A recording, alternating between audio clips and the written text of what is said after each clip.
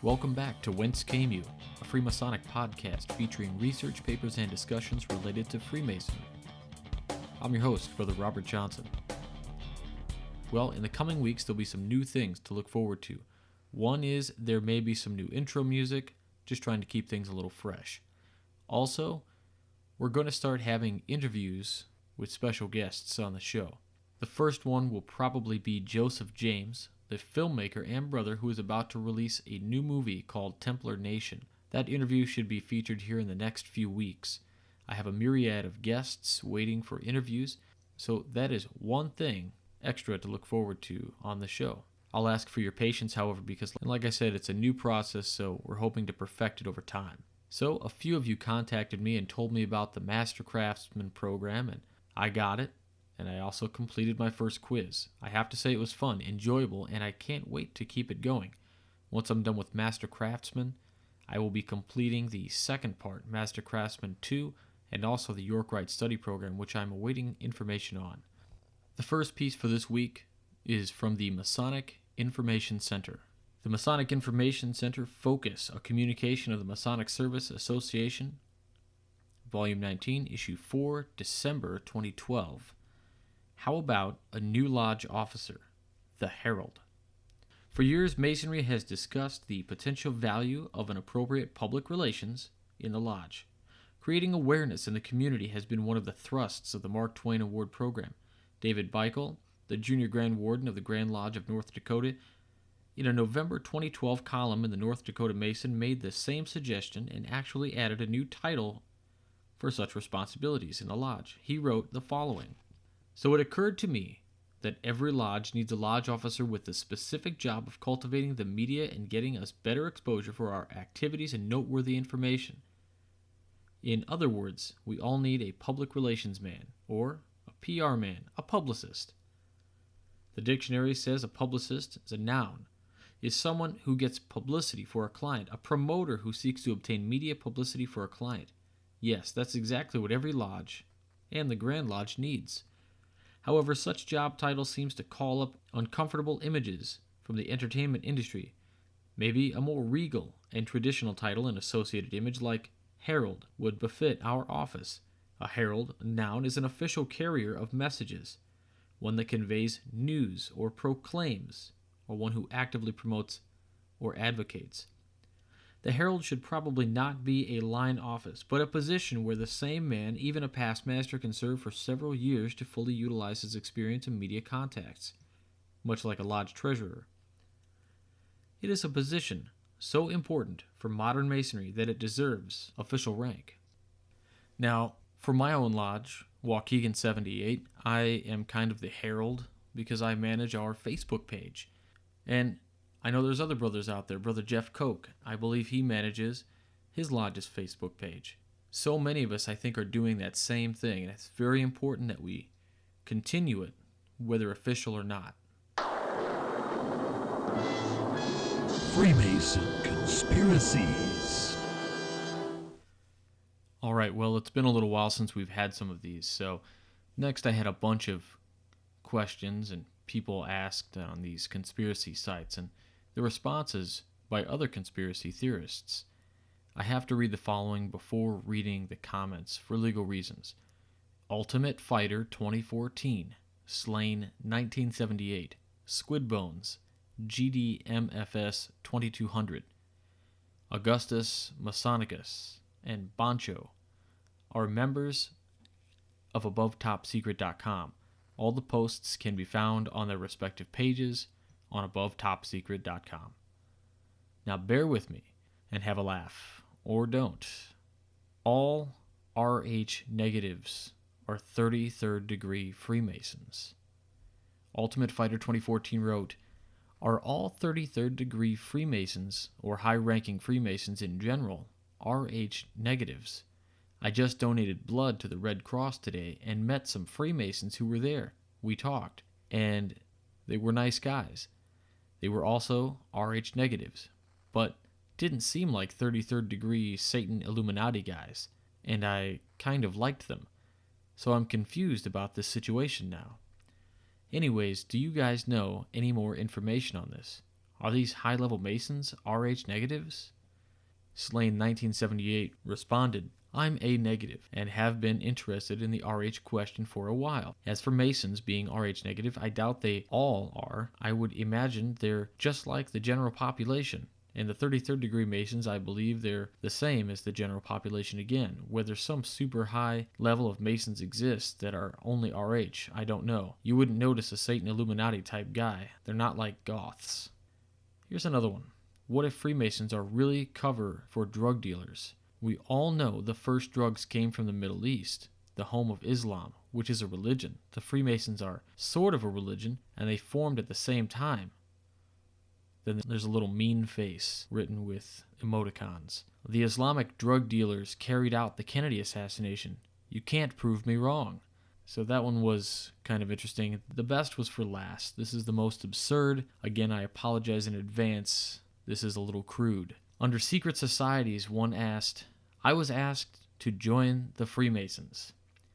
GD MFS 2200 wrote, Hello everyone. I have been reading on this site for a while now and thought it was time for me to start posting after an odd thing that happened to me not long ago. I was asked to join the Freemasons by my grandfather. And until last year, I had no idea he was a Freemason, but anyways, he asked me to join. And at the time, I told him, no, that I have no interest in joining them. And it was after I said that, he got this look on his face, like he was very disappointed that I wouldn't join the Freemasons. It was just odd how he reacted over my answer. That puzzled me, so I went online and started looking into Freemasons more, and found a few things here and there, but nothing important.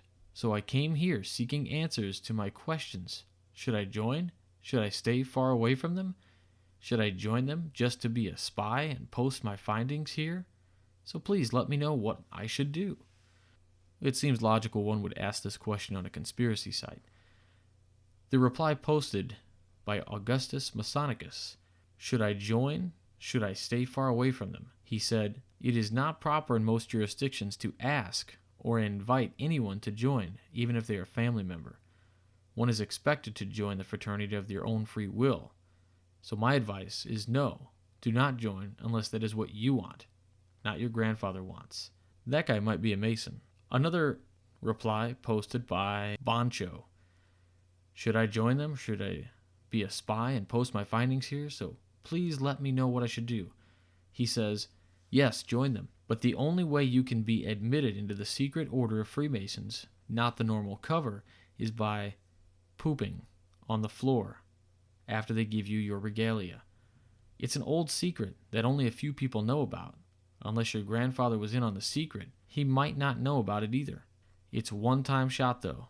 You have to do it on the floor in front of everyone as soon as you get your threads. If you wait a minute too long, you'll never make it to the top. Alright, so it probably can't get any more crude than that. Now I have two short talks which are indeed very short but convey some good information. First, Freemasonry, then, now, and in the future, by Chad Simpson, Past Master, York Lodge number 563. Every active Mason has within himself the ability to improve his lodge, to move it forward. Our fraternity is a society of friends and brothers. Our ritual and ceremonies are intended to provide a shared common experience that is the beginning of a lifetime of friendship.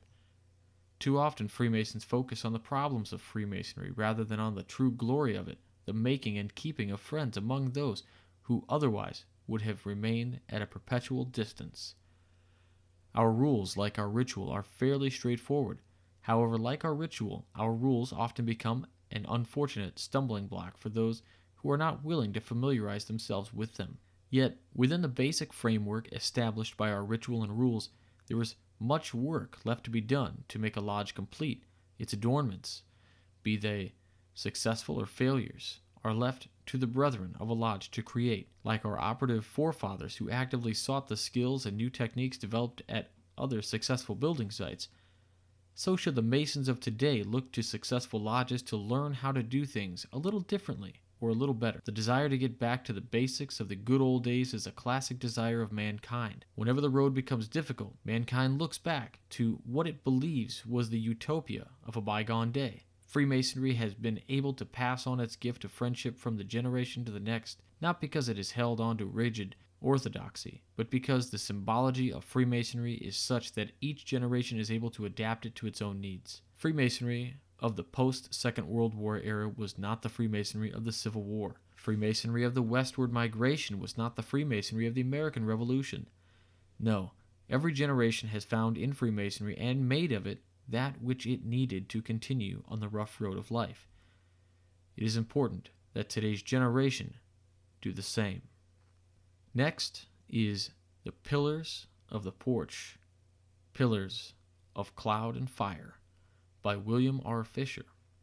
It is thought that King Solomon erected these pillars as a reference to the pillar of cloud and the pillar of fire. He did not simply erect them as ornaments, but as memorials of God's repeated promise of support to his people. The name of the pillar of the left came from the two words, in and strength, meaning of which is, in strength it be established. The name of the pillar on the right came from one word, meaning God. When you place them together, you have God will establish his house of Israel. These pillars stood as a daily reminder to those who enter the temple. I mentioned pillars of cloud and fire at the beginning. The pillar of cloud, emblematical of water, went before the Israelites by day, and the pillar of fire, emblematic of light, led them by night in their journey through the wilderness. The one on the right represents the pillar of cloud, and the one on the left the pillar of fire. The names of the pillars are symbolic of the strength and stability of the institution. They have many meanings, but what they represent is the superintending and protecting power of deity. Now I want to quickly mention our Android and Apple apps, which have bonus material as well as the ability to stream the show without syncing. In addition, there is a Stitcher Smart Radio app which does the same thing but for free. However, there are no bonus features. Just use the promo code Whence with no spaces in order to gain access. Also, we are on the Roku, in the Blueberry channel, and on iTunes, and pretty much everywhere else. I wanted to mention again that I am indeed now the managing editor of Todd Creason's Midnight Freemasons website, and I wanted to let you know that new content is published 3 times a week, Mondays, Wednesdays, and Fridays. It's always Masonic, but it's also sometimes funny, sometimes serious, sometimes scary. But overall, it's fun and engaging. But here is a unique opportunity to do something fun. Write a paper, Masonic in Nature, and send it to me along with a short bio to wcypodcast@gmail.com and type submission in the subject field, and we can post it on the Midnight Freemasons website. It doesn't have to be a scholarly work, just something interesting and Masonic in nature, personal stories even. Now, I want to also announce Brother Todd has also taken up steps to secure the new web address, www.midnightfreemasons.com. But until that goes live, please still visit at www.midnightfreemason.blogspot.com. We had just finished running the first 2 parts of the trilogy by James E. Frey, 32nd Degree, about the lost word, and it's fantastic. The third should be up today. I recommend reading them in succession. This week's famous Freemason is, well, unverified, I guess. I was reading the other day about how the Shriners sometimes can make someone an honorary member of the Shrine without actually being a brother to Freemasonry. And I found out that they did that with a few famous people, but when they did it, it also says that they did it. They did just that. They made him an honorary Shriner. But there was no such mention of this in the information listed for this famous Shriner. So I will assume for now that this Shriner is in fact a brother until I find contrary evidence. Frank Stallone, member of the Murat Shrine. Stallone was born in New York City, July 30th, 1950. He is the younger brother of Sylvester Stallone and the son of Jacqueline Jackie Stallone, an astrologer, former dancer, and promoter of women's wrestling, and Frank Stallone Sr., a hairdresser. In his teen years, he went to Lincoln High School in Northeast Philadelphia. Frank started his career around the time of his high school, singing on street corners and making money with his guitar. Of course, his brother is Sylvester Stallone. That's it for this week. Remember to find us on Facebook and follow on Twitter at Whence. Also, don't forget we're on Tumblr, Pinterest, Google Plus as well. Remember to check out the Midnight Freemasons website for content 3 times a week. If you have an Apple device, I should mention it's reader compatible as well. Submit any pieces for the Midnight Freemason to me at wcypodcast@gmail.com and type submission in the subject line. If you want to do an interview on the show, do the same thing, but put interview in the subject line. Well, until next week, everyone, stay on the level for Whence Came You. I'm Robert Johnson.